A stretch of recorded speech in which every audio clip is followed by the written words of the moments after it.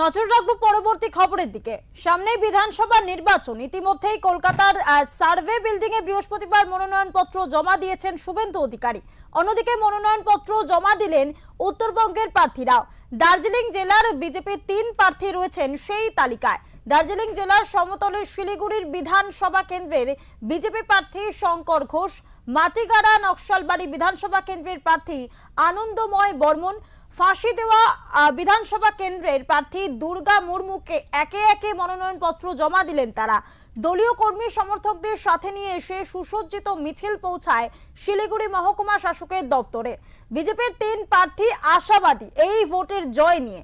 এদিন 3 প্রার্থীর সঙ্গে বিজেপির শিলিগুড়ি সংগঠনের সভাপতি অরুণ মণ্ডল সহ বিজেপির অন্যান্য কার্যকর্তারাও উপস্থিত ছিলেন।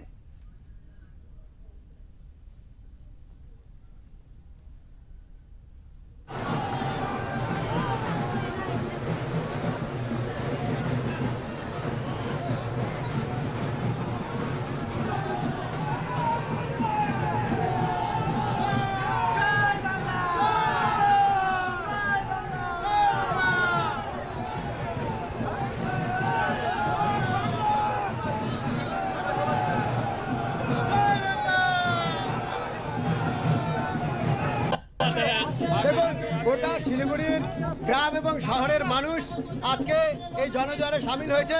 গোটা বাংলার মানুষের সাথে সাথে শিলিগুড়ি গ্রামীণ এবং শহর এলাকার মানুষের যে এই স্বৈরাচারী সরকারের হাত থেকে যে পরিত্রাণ চায়, তারা যে এই সরকারকে পরিবর্তন করতে চায়, এই সরকারকে বিসর্জন দিতে চায়, তারই একটা আভাস আমরা আজকে দেখতে পাচ্ছি।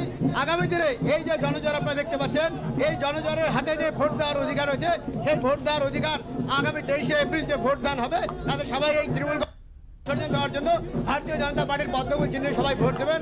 আগামী দিনে বাংলায় বিজেপি সরকার তৈরি হওয়া শুধুমাত্র সময়ের অপেক্ষা। ভালোবাসি তোমার শহর শিলিগুড়ি, ভয় ভীতিহীন, ভরসার নাম শহর শিলিগুড়ি।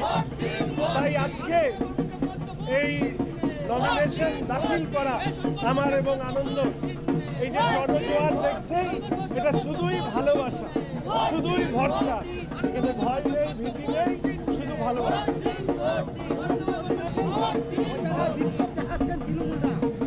কোথায়